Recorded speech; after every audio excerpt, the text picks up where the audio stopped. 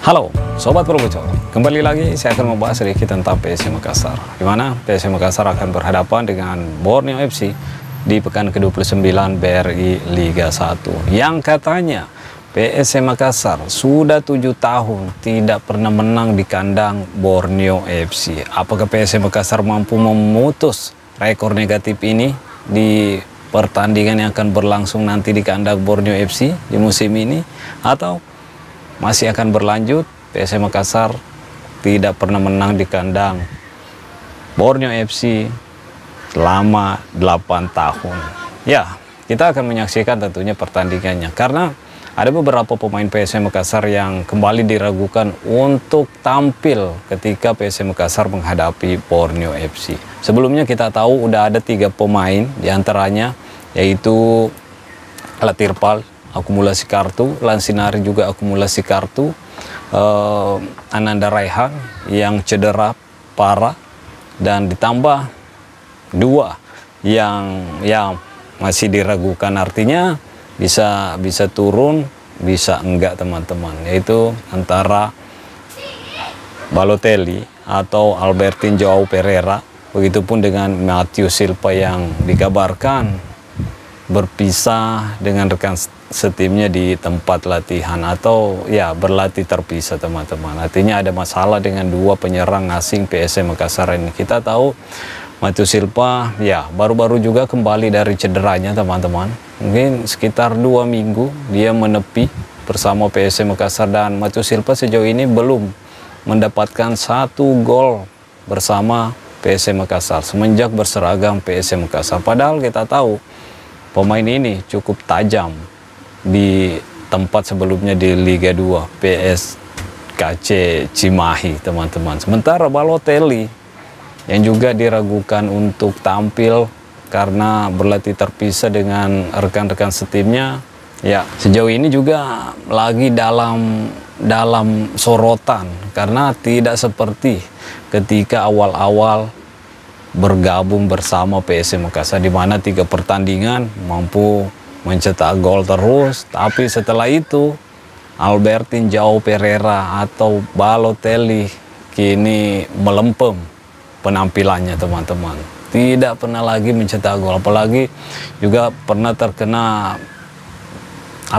suspend bermain karena terkena kartu merah. Jadi mudah-mudahan tidak parah-parah amat, karena cukup rawan bagi skuad PSM Makassar jika ada 5 pemain inti yang menepi, yang tidak bisa digunakan tenaganya oleh Coach Bernardo Tavares, karena kekuatan PSM Makassar ya bisa saya katakan tidak merata. Pemain-pemain yang sering mendapat menit bermain tidak sama kualitasnya yang ada di bangku cadangan teman-teman. Itu menurut pandangan saya, tapi ya bukan tidak mungkin pemain-pemain yang ada di bangku cadangan sejauh ini ya bisa juga menampilkan performanya jika diberikan kepercayaan.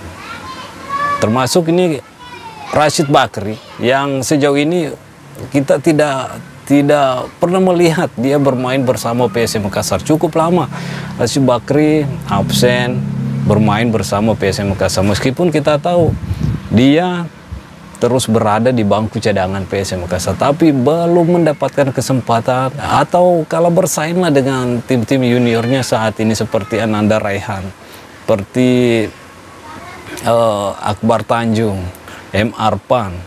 Tapi ini pemain M. Arpan, Ananda Raihan, ya kemungkinan tidak bisa diturunkan oleh Coach Bernardo Tavares. Artinya yang tersedia di bangku cadangan saat ini adalah Rashid Bakri, karena biasanya Coach Bernardo Tavares menggunakan Daisuke Sake bersama Akbar Tanjung. Jika ada pergantian pemain di antara kedua pemain ini, ya mungkin yang akan turun adalah Rashid Bakri. Jadi kemungkinan besar teman-teman yang mungkin kangen melihat performa dari Rashid Bakri, atau yang mempertanyakan kenapa Rashid Bakri tidak mendapatkan menit bermain, ya mungkin ketika PSM Makassar menghadapi Borneo FC, mungkin kans itu akan terlihat teman-teman. Mungkin Rasid Bakri punya kesempatan besar untuk turun di pertandingan itu. Kita lihat aja nanti gimana Coach Bernardo Tavares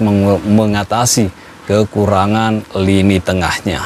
Dan kita berharap yang terbaik lah untuk PSM Makassar dengan banyaknya pemain yang absen di pertandingan pekan ke-29 ini. Jadi ini pertandingan penting, poin yang penting, apalagi PSM Makassar kalau bisa membawa pulang 3 poin, ya tentunya akan semakin bagus itu teman-teman. Karena saat ini PSM Makassar berada di urutan ke-6 klasemen dengan mengoleksi 43 poin. Di atasnya ada Persija Jakarta, ada Maluku United, ada Persebaya Surabaya. Ini yang menjadi pesaing PSM Makassar untuk finish di urutan ketiga di BRI Liga 1 musim ini. Ya, tentunya tantangannya PSM Makassar ya harus bisa mendapatkan hasil-hasil positif, hasil-hasil maksimal di 6 laga yang tersisa BRI Liga 1, termasuk menghadapi Borneo FC, sekaligus bisa memutus rekor negatif tidak pernah menang selama 7 tahun. Dan selain itu tentunya ada juga berita-berita yang mungkin lagi ramai saat ini tentang pemberitaan PSM U17 yang juara EPA U18 kemarin teman-teman, yang belum mendapatkan hadiahnya katanya. Tapi nyatanya PT LIB membantah bahwa hadiah dari PSM Makassar atau bonus dari PSM Makassar U18 udah diselesaikan oleh PT LIB. Jadi kalau PT LIB udah mengatakan udah membayar, udah memberikan hak dari PSM U18, ya tentunya yang menjadi permasalahan ada di internal PSM Makassar saat ini teman-teman. Jadi PSM Makassar harus memberikan klarifikasi tentang hal ini, karena kalau tidak nanti semakin banyak pemberitaan yang kurang enak terhadap PSM Makassar. Oh, mungkin manajemen PSM Makassar tidak memberitahu tim akademinya bahwa bonusnya udah turun, hadiahnya udah turun. Itu yang dikhawatirkan. Mungkin juga ada yang mengatakan, oh mungkin dipakai juga untuk membayar ini untuk senior. Jadi tolonglah manajemen PSM Makassar, klarifikasi dong, selesaikan ini biar nggak melebar kemana-mana, biar orang-orang tidak membicarakan negatif terhadap PSM Makassar. Ini supporter udah mulai percaya loh, PSM udah kembali bermain di Sulawesi Selatan, di Stadion Gelora B.J. Habibie.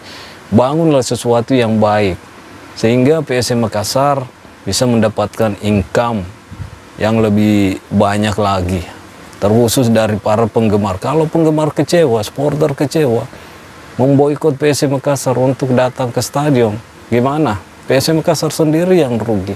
Makanya selesaikan. Kalau ada masalah-masalah, mau kecil, mau besar, itu harus diselesaikan, harus diklarifikasi, sehingga tidak ada pemberitaan yang melebar kemana-mana terhadap PSM Makassar. Oke? Mungkin sampai di sini dulu. Stay healthy, no baper-baper. Bye-bye.